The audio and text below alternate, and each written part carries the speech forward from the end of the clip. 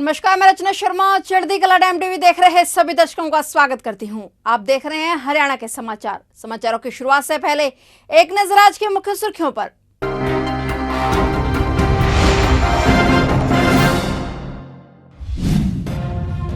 नू हिंसा के आरोपियों ने किया बड़ा खुलासा। साजिश के तहत घुसे भीड़ में, अवैध हथियारों से फायरिंग कर लाठी पत्थर से किया हमला।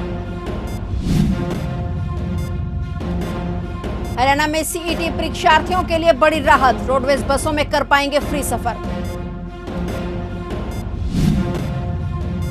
पहलवान बजरंग पुनिया को दिल्ली कोर्ट ने किया तलब, कोच ने किया मानहानि का केस दर्ज, कहा धरने के दौरान की अपमानजनक टिप्पणी।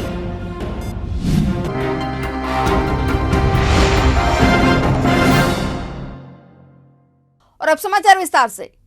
हरियाणा के नूह में हुई हिंसा के बाद पकड़े गए आरोपियों ने पुलिस पूछताछ में कई बड़े खुलासे किए हैं। पुलिस सूत्रों के मुताबिक आरोपियों ने बताया कि साजिश के तहत इस हिंसा को अंजाम दिया गया था। भीड़ में शामिल होकर अवैध हथियारों से फायरिंग की गई। ब्रजमंडल यात्रा में शामिल लोगों पर ईंट पत्थर लाठी डंडों से भी हमला किया गया। जब हिंसा भड़क गई तो उन्होंने अपने हथियार और लाठी डंडे छुपा दिए। इसके बाद कुछ आरोपी मेवात की पहाड़ियों में जाकर छुप गए और इसके अलावा कुछ राजस्थान और उत्तर प्रदेश में भाग गए। नूह पुलिस अभी तक हिंसा के 176 आरोपियों को गिरफ्तार कर चुकी है। नूह के अलावा गुरुग्राम, पलवल, फरीदाबाद और रेवाड़ी समेत 5 जिलों में 93 एफआईआर दर्ज की जा चुकी हैं। हिंसा में एक और चौंकाने वाली बात ये सामने आई है कि ज्यादातर पकड़े गए आरोपियों की उम्र 18 से 25 साल के बीच है। इस पूरी हिंसा को प्लानिंग के तहत ही अंजाम दिया गया है। वहीं इस खुलासे के बाद हरियाणा पुलिस की अलग अलग टीमें मेवात ही नहीं बल्कि दूसरी जगह पर भी हिंसा में शामिल आरोपियों को पकड़ने के लिए छापेमारी कर रही है। नूह में हुई हिंसा के बाद हरियाणा सरकार एक्शन मोड में है। नूह हिंसा के बाद अब नूह के एसपी वरुण सिंगला पर गाज गिरी है। हरियाणा सरकार ने उनका तबादला कर दिया है।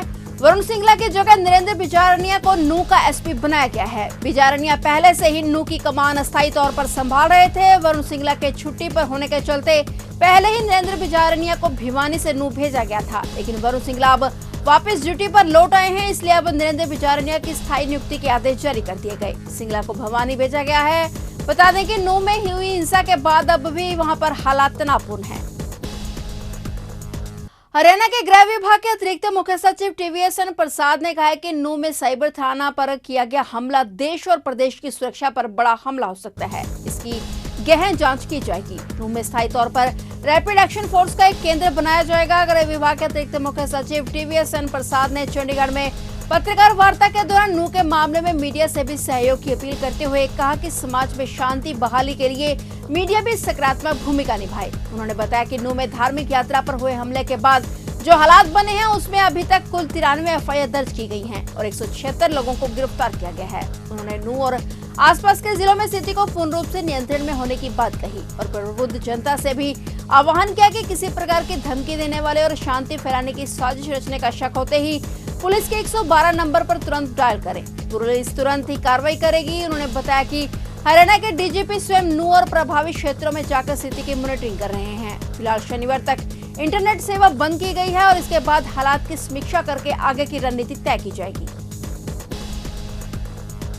रोडवेज विभाग द्वारा हरियाणा कर्मचारी चयन आयोग की ओर से कॉमन इंटरेस्ट टेस्ट सीईटी के दिन 5 और 6 अगस्त को रोडवेज बसें चलाई जाएंगी। इन बसों में परीक्षार्थी फ्री यात्रा कर पाएंगे। टोहाना रोडवेज विभाग द्वारा इसके लिए तैयारी भी कर ली गई है। इसके तहत चालक और परिचालकों की ड्यूटियां लगाई गई हैं। बताया जा रहा है कि हरियाणा के 5 जिलों में हरियाणा कर्मचारी चयन आयोग द्वारा कॉमन इंटरेस्ट एग्जाम होगा और इन जिलों में पंचकुला, कुरुक्षेत्र, करनाल, पानीपत और हिसार हैं, जहां पर परीक्षा केंद्र बनाए गए हैं। एडमिट कार्ड के आधार पर फ्री बस यात्रा परीक्षा के दौरान सभी परीक्षार्थियों को हरियाणा राज्य परिवहन फ्री निःशुल्क परिवहन सुविधा उपलब्ध करवाई जाएगी।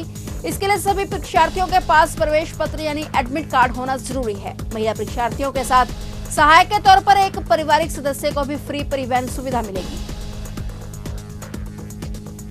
हरियाणा के नूह में हुई हिंसा के बाद मनोहर लाल सरकार एक्शन मोड में आ गई है। उत्तर प्रदेश की तर्ज पर रोहिंग्याओं की अवैध झुग्गियों पर बुलडोजर एक्शन शुरू हो गया है। नूह के तावड़ू में रोहिंग्याओं और अवैध घुसपैठियों के खिलाफ यह एक्शन शुरू किया गया है। गौरतलब है कि पुलिस को जांच में पता चला है कि नूह की हिंसा में असम से घुसपैठियों का हाथ है, जिसके बाद ये एक्शन लिया गया। बता दें कि असम से घुसपैठियों ने हरियाणा सरकार की जमीन पर अवैध रूप से कब्जा कर वहां झुग्गियां बसा ली थी और पुलिस को शुरुआती जांच में पता चला कि हिंसा में इनका भी हाथ है। अब इस अवैध कब्जे को बुलडोजर चलवाकर हटाया जा रहा है। हरियाणा के ओलंपिक मेडलिस्ट पहलवान बजरंग पुनिया पर आए दिन नई मुश्किलें आ रही हैं। जंतर मंतर पर पहलवानों के धरना प्रदर्शन के दौरान अपमानजनक टिप्पणी करने के मामले में दिल्ली के पटियाला हाउस कोर्ट में बजरंग पुनिया को तलब किया गया है। पहलवान कोच नरेश दहिया ने बजरंग पुनिया के खिलाफ मानहानि का मामला दर्ज किया है। अदालत ने पुनिया को बतौर आरोपी 6 सितंबर को तलब किया है। शिकायतकर्ता नरेश दहिया ने आपराधिक मानहानि शिकायत में कहा है कि 10 मई को जंतर मंतर पर विरोध प्रदर्शन के दौरान बजरंग पुनिया ने एक प्रेस कॉन्फ्रेंस में उनके खिलाफ अपमानजनक टिप्पणी की थी। मेट्रोपॉलिटन मजिस्ट्रेट जसदीप चहल ने पुनिया को 6 सितंबर को कोर्ट में पेश होने का आदेश दिया है। बता दें कि बजरंग पुनिया उन शीर्ष पहलवानों में शामिल थे जो पिछले दिनों दिल्ली के जंतर मंतर पर भारतीय कुश्ती महासंघ के निवर्तमान अध्यक्ष और बीजेपी सांसद ब्रजभूषण शरण सिंह की गिरफ्तारी की मांग करते हुए धरना दे रहे थे। हरियाणा के पूर्व मुख्यमंत्री और नेता प्रतिपक्ष भूपेंद्र सिंह हुड्डा ने प्रदेश के मुख्यमंत्री मनोहर लाल की सुरक्षा को लेकर दिए गए बयान पर पलटवार किया है। हुड्डा ने कहा कि वे खुद 2 बार प्रदेश के मुख्यमंत्री रहे हैं। उन्हें पता है कि हरियाणा पुलिस हर स्थिति से निपटने के लिए सक्षम है, बस उसे सही मार्गदर्शन की जरूरत है। लेकिन हैरत की बात यह है कि मुख्यमंत्री नागरिकों की सुरक्षा को लेकर दुर्भाग्यपूर्ण बयान देते हैं। मुख्यमंत्री कहते हैं कि पुलिस सभी को सुरक्षा नहीं दे सकती। नई दिल्ली में पत्रकारों से बातचीत में हुड्डा ने कहा कि जुलाई में ही गुरुग्राम में G20 की मीटिंग हुई जिसमें अपराध और सुरक्षा विषय पर चर्चा की गई। हुड्डा ने सवाल उठाया कि क्या सुरक्षा सिर्फ सत्ता में बैठे हुए लोगों के लिए है? आम नागरिक सुरक्षा के लिए किसके पास जाएं? सरकार को पता होना चाहिए कि प्रत्येक नागरिक को सुरक्षा देना सरकार का काम है। लेकिन मौजूदा सरकार के रवैये के चलते ही आज हरियाणा वासी खुद को देश में सबसे ज्यादा असुरक्षित महसूस करते हैं। इनेलो की परिवर्तन यात्रा जब करनाल के गांव गगसीना पहुंची तो यात्रा को लेकर पार्टी कार्यकर्ताओं और लोगों में काफी उत्साह देखने को मिला। इनेलो के युवा प्रदेशाध्यक्ष सुरजीत संधू के नेतृत्व में गांव के लोगों ने परिवर्तन यात्रा का जोरदार स्वागत किया। गांव गगसीना में आयोजित बड़ी संख्या में लोगों ने भाग लिया और इस दौरान काफी युवाओं ने इनेलो ज्वाइन की। इनेलो के प्रधान महासचिव अभय चौटाला ने पटका पहनाकर पार्टी में युवाओं का स्वागत किया। कार्यक्रम को संबोधित करते हुए अभय चौटाला ने कहा कि इनेलो की परिवर्तन यात्रा हरियाणा में परिवर्तन लेकर आएगी। अभय चौटाला ने यह भी कहा कि गठबंधन सरकार ने लोगों को विकास के नाम पर झूठ बोलकर वोट दिए हैं। इनेलो की सरकार बनने से हरियाणा के विकास को गति दी जाएगी। क्या कुछ कहना चाहेंगे सर? आज परिवर्तन यात्रा गांव गगसीना में पहुंचे। गगसीना में देखा नहीं परिवर्तन आ गया कि नहीं आ गया, आ गया कि नहीं आ गया, तो फिर मेरे से पूछने की जरूरत नहीं। आपको सभी हम लोगों को ये बताना चाहिए कि हरियाणा में बहुत बड़ा परिवर्तन आया हुआ है और ये परिवर्तन सन 1987 दोहराएगा। हम 87 में जैसे सत्ता में आए थे उसी तरह फिर सत्ता में इंडियन नेशनल दल आएगा। कोई नहीं रोक सकता इसको। अब यही सत्य के नारे लग रहे हैं, जो घोषणाएं हो रही हैं वो पूरी हो जाएंगी। आपको क्या लगता है होगी कि नहीं होगी? आपको भरोसा है कि नहीं है? लोगों को तो भरोसा है। आपको है कि नहीं है? ये पत्रकार का क्या है, लोगों का भरोसा मैं है। पूछता हूँ, पत्रकार लोगों की जबान बोलता है या अपनी जबान बोलता है? लोगों की सर। फिर लोग जब कह रहे हैं कि मेरे पे उनको भरोसा है तो आपको भी कहना चाहिए भरोसा है। नूह में जो हिंसा हुई उसके बारे में क्या कहना चाहेंगे? जिस तरह से उसके लिए सरकार पूर्ण रूप से दोषी है और मुख्यमंत्री का जो बयान है बहुत निंदनीय है। जो मुख्यमंत्री ने ये कहा है कि लोग अपनी हिफाजत खुद करें, इस मुख्यमंत्री को जो प्रदेश के अंदर इस किस्म की बात करता है कायर है, कमज़ोर आदमी है।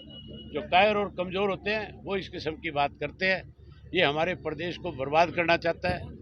इसने जाट आरक्षण आंदोलन के दौरान भी प्रदेश में इसी किस्म के हालात पैदा किए थे। अब फिर ये दोबारा प्रदेश के लोगों का भाईचारा खत्म करने में लगा हुआ है।